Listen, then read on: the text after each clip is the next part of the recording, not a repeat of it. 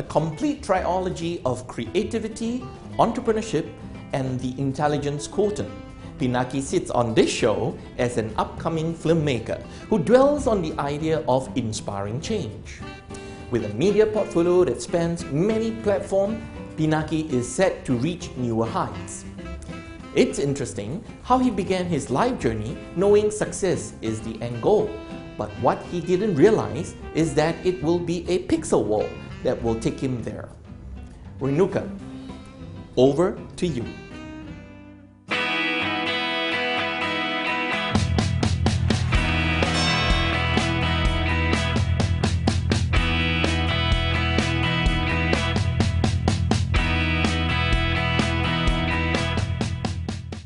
The digital revolution has affected all aspects of our lives, from applications, social media to movies. And when it comes to filmmaking, Pinaki Sachdeva, Managing Director of Albatross Film Service, has a completely different approach to storytelling. Let's find out more. Pinaki, welcome to the show. Thank you. Pinaki, how did your journey into filmmaking begin? So, I first enrolled in university studying biotechnology. And I remember enrolling in the entrance exam. I was writing about, how I was going to save the world through genetic modification. And, I took this film elective, and I never knew you could do film in university. It was never really an option for me. Growing up in an Indian household in Thailand, you become a lawyer or you're a doctor. So I took this film elective, and my professor was really inspiring. He is creating, great screenplays right now that are being sold around the world. And he asked me, do you want to join film? And I was like, wow, that was my call to adventure. So I came home and I spoke to my parents and I said, hey, look, Mom, Dad, I want to go from science to arts, and you can only imagine what they would say. Luckily, they were really supportive, and they were open-minded, and they allowed me to chase my dreams. And so I went to university. I traveled to Melbourne to learn quite a few things, did some cool demonstrations, worked with a lot of talented people, and I came back, finished school and started Albatross Film Service. Albatross is an interesting name. Tell us what that means. So Albatross, we originally started off as a drone company. So Albatross is the name of a bird, and we named our company after a bird because Albatross is a large bird, so we were the large birds in the sky, and that's how we came off. So I went to a drone demonstration while I was in Melbourne and came back and said, hey, you know what, let's start a drone company.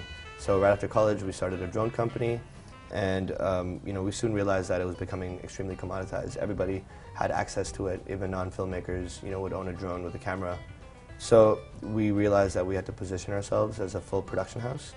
And so that's what we did, and now we're working with a lot of large brands, so we're glad we made that decision. So tell us a bit about a few memorable projects you've worked on. I mean, I would say every project is memorable, but our most recent project was for Western Union, US, and that was a really interesting project because the agency closed with us on Thursday night, and they needed production to happen on Sunday. So we had very less time to prepare, but a lot of the pre-production was done in the US. Pinaki, what makes a film or advertisement great to you? So I think a lot of people are clouded by production value and how much money is being spent. Whether we have computer graphics or explosions. To me none of that's really important. You're able to deliver the similar message without having to spend so much money. And my film teacher in schools always told me that if you could have two people speaking to each other and you can build tension around that, you're a smart man. So why would you need to blow up a car to create the same kind of tension in the audience? So, I mean, for me, what makes a great film, or what makes a film great, is a good story, a good script, and a great execution. So, whether the director is able to bring out the best performance in the actors, whether the team that's working with the director is able to carry out the director's vision. To me, I really admire Quentin Tarantino. So if you look in Tarantino's work, he doesn't really spend a lot of money. But he has great sense of screenwriting. His dialogues are great. And a lot of it is dialogue driven, and it keeps the audience engaged just through that. And do you find the budgets for advertising becoming smaller over time, or are they increasing? Well, I feel like in advertisement, or in advertising, you have the two levels of productions. You have the TV players and you have the you have the online players, and with social media now that content creation is becoming a lot easier. You have you can shoot stuff with your iPhone, you can shoot stuff on your computer. So I think the budgets are becoming lower for online social media content consumption, but for TV they're going up because TV, the TV players they're spending a lot of money on advertising anyways. Just to get a spot, a 30-second spot, costs a lot of money, and you're paying for that distribution on a regional scale. So why would you not invest in creating a great commercial, right? But with social media, everything is becoming more available. It's cheaper to advertise now. So smaller brands, small clinics, restaurants, anyone can advertise. So there isn't a higher budget there. However, the larger companies, the conglomerates, these guys, they know that they need to spend money on social media because now there's so much content. Everyone's fighting for content space. Now, even when you're streaming videos online, you would, skip, just to skip the advertisement because why would you want to watch that? So to answer your question, the budgets really depend on how much a certain client values marketing and video consumption online. And do you find with the advent of special effects and digital mastery in advertising and film that storytelling is sacrificed? Well, that's a great question. I mean, sometimes when I watch, movies that are, very heavy in post-production, there's so much graphics. It's not even real, right? It's fiction. Yeah. So when I watch stuff like that, I kind of get distracted from reality. You can't really relate to films like that. When you see a dragon, you just kind of lose yourself. You're just like, what is this? Why is there a dragon here? It doesn't make sense. Like, how can I feel the same things the main character is feeling, like fear or certain emotions, when you can't relate? These are things that have never happened to me. So to me, I would prefer nonfiction. Production is an art that requires immense detail and creativity to create a language. Orson Welles once said that a film is never really that good unless the camera is an eye in the head of a poet. With that in mind, let's take a break.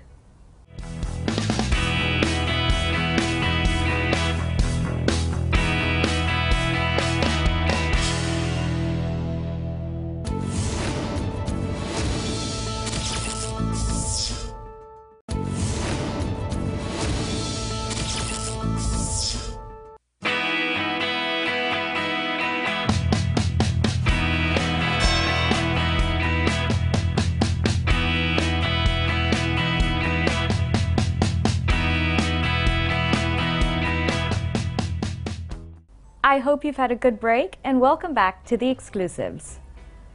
Pinaki, you didn't begin in filmmaking. It started with biotech. Do you ever wish you could go back and turn back time? No, I don't wish I could go back in time, and that's because I feel like everything that I've learned and experienced has made me different from the other producers and directors out there. So, I mean, that 1 year that I lost switching from biotech to film, I don't regret it at all, and I'm actually glad that I've done that. And since launching Albatross, we've actually had 3 projects that are in tune to science and biotech.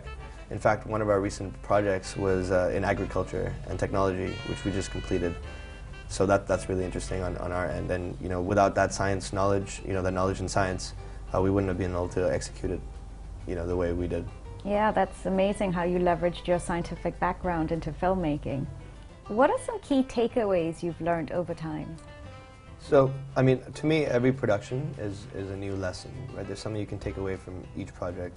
And our team is learning constantly through each stage of production. So sometimes, our relationship with our client, maybe our contract's not too strong enough. This is more the business side, but if we go to the art side, or, it could even be like communication within our team, the process. So I feel like, we're learning something new every time we go out in production, every time a client calls us, every time we go to a meeting, every time we're editing, right, how many revisions we have to make. So we've encountered all these problems before, and we use these problems and takeaways to fine-tune our experience, our client's experience working with us, and also we strengthen our team in the process. Where do you get your inspiration from? So I don't think there's a one model fits all, way of finding inspiration for me. To me, the best ideas could come when you're in the shower. and they could come when you're in the car, they could come when you're just hanging out with your friends, and at any certain time. I think, to me, I also play the guitar, and sometimes there's a certain sound or tune that allows me to connect to a certain, train of thought, and I come up with really cool concepts, and it could happen at any certain time. I don't actually go looking for it, but what I do is, I take note of all these cool ideas that I have. So it's actually on my phone right now, and they're just ideas that could be implemented to larger brands, and concepts that could be sold, and I think that's how I stay on top of my game. That's interesting. Pinaki, how do you plan to grow Albatross? We're launching our B2C arm, and our B2C arm, is through original content. So earlier this year, I visited a film art in Hong Kong, and that's literally, for those who don't know, film art is, it's literally a fish market for films where people are buying and selling films left and right. So, I went there to connect with distributors, and I have a lot of distributors around the world in contact right now. And the idea is to invest some of our own money and other money as well into creating content, so documentaries, films, etc., for distribution in 2018. So that's how we plan on growing Albatross. One of the initiatives I'm working on right now, it's called Inspire Change. It's about a kid boxer, and the whole idea is to create, an inspiring short documentary that, has a positive impact, and I think that's what I'm working on right now. So the idea is to create several episodes of these. We'll see how it goes. Pinaki's been working on an initiative called Inspire Change, a series of multiple documentaries. What they all have in common is that they leave a positive impact. Today, he's sharing one of them with us.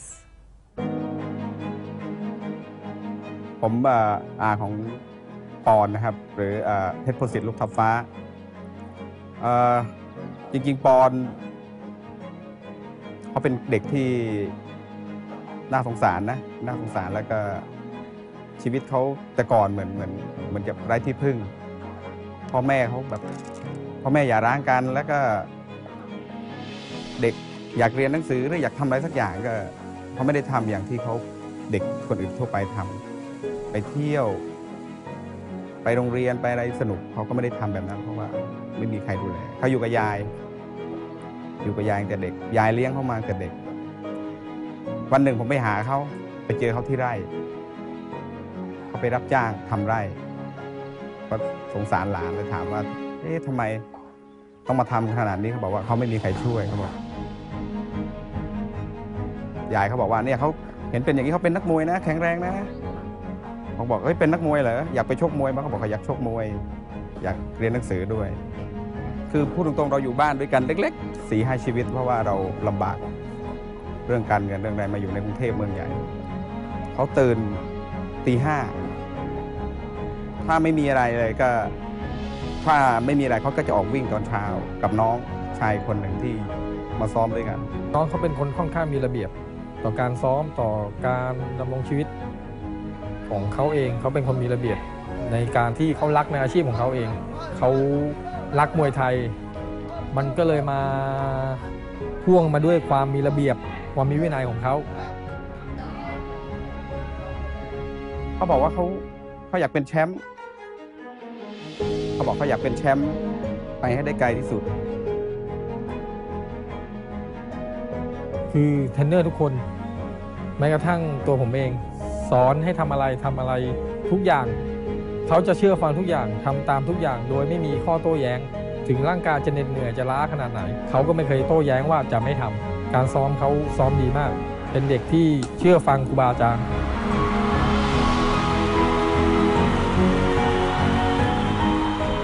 เวลาล้มนะครับก็อย่าไปยอมแพ้มันก็ลุกขึ้นสู้ใหม่อีกครั้งมันอาจจะเหนื่อยก็กัดฟันสู้มันครับเหนื่อยในวันนี้ดีกว่าเป็นเหนื่อยในวันหน้า 「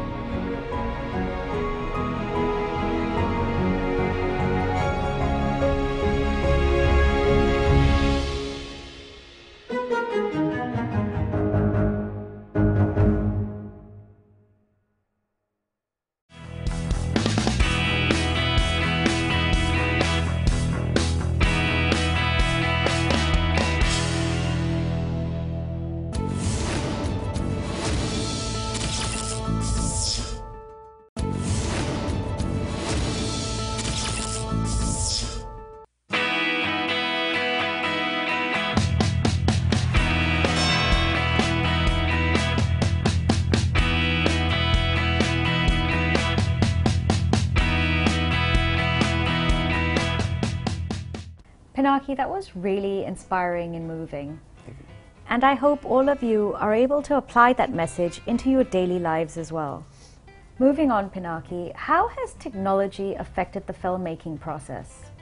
Technology has immensely changed the way filmmaking is done today. Before we had, we're shooting on real film, and I've never had to grow up in that age. But today, people always tell me, you're lucky, you have it the way you should. This is how things need to be. And we're able to store such large files in small cards, and we're able to, delete them when we want, play back when we need. So, in terms of film, just in the process of memory and storage, we're already advanced a lot. Now, let's take a look at drones, right? So drones are, we have a whole different perspective. We have an aerial view of things, and a lot of times you use that in film, right? So for example, if you're shooting someone from, if you're shooting someone up, right, you're giving them power, right, with that camera angle. If you're shooting someone down, you're showing that, they're weak, right? So you can relate through camera angle as a storytelling tool to show emotion and state of mind. So with drones, it's much more convenient now to film. Before you needed helicopters, and that would be a huge cost driver to productions, and only the larger productions will be able to afford it. But let us not forget that, with all these technologies in mind, a great film still requires a great story. So let's keep that in mind. Well said. Thank you. In your field, you've got to be extremely meticulous and detail-oriented. What attributes do you think you've got that have allowed you to be so successful? So growing up, my parents always told me that I should have been their parents because, I need things done a certain way, and I think I carry that to work as well. So, I pay a lot of attention to detail, and my team, my editors, they hate me for it. However, at the end of each project, they would say, it looks really beautiful now, and throughout the project, they'd be like, oh, you're such a pain. Why are you so detail-oriented? Why do you need things done in a certain way? But I feel like that is what makes our projects stand out. However, to answer your question, perfection is subjective. So I think everybody has different tastes, and different clients and brands, they would like different things. So I think as long as you stay true to yourself, be persistent and continue to acquire more knowledge, there's enough room for everyone to succeed in this work genre. Do you ever get negative feedback, and how do you handle it if you do? To me, negative feedback is great because it allows our team to grow, and that is a priority at the current time. We try our best not to let emotions get in the way of business because, feeling bad about something is not gonna solve the problem, right? So we try to take action first. Anytime someone makes a mistake in my team and I say, hey, at least that would never ever happen again, and I think that's how we grow, because as a leader I have to make sure that I don't let, these things get in the way, because mistakes do happen and we just have to move forward. Pinaki, you wear two hats. You're a producer as well as a director. For our audience at home, tell us a little about what each one does and which one you prefer being, producer or director. Okay, so very simply, let's just break it down into business and art, right? The producer is more responsible for the business aspects of things in a film, whereas the director is more responsible for the art. So the producer is the one who budgets the film, gets everyone together, makes sure we create a right working environment to create the story, right? We take the script from the screenwriter, and the director's responsibility is to take this and make sure that everyone is performing right to the director's vision, and the actors are performing. The director works really closely with the actor. So to me, I've always been a businessman, and I started my first venture when I was 17. It was actually a soccer camp during the summers. And yeah, we made some money. It wasn't that awesome, but it was good. And that was a learning curve for me. And as soon as I got out of high school, I started my event management company, and that was really good for me. I was able to support myself doing that. So business has always kind of been in my blood. And once I got exposed to film school and film, I discovered the art side inside me, and that was wonderful as well. Because I love working with actors. I love having an idea being taken to the screen, and it's like, really nice to see it once it's complete, that, this was my idea, this is my concept, these are the actors that I've casted, and now, someone paid for this, someone's watching this, people are applauding to this. So to me, I love the business aspect as much as, working with actors and creating the project. And, sometimes I get to do them both at the same time, it's not recommended because you're meant to focus on one or the two things, but there are times where I do both, and I would like to say that I'm able to handle it. And do you prefer one over the other? That's a tough question. I'm not going to answer that. Pinaki, before we move on to the rapid fire round, do you have a message to share with our audience at home today?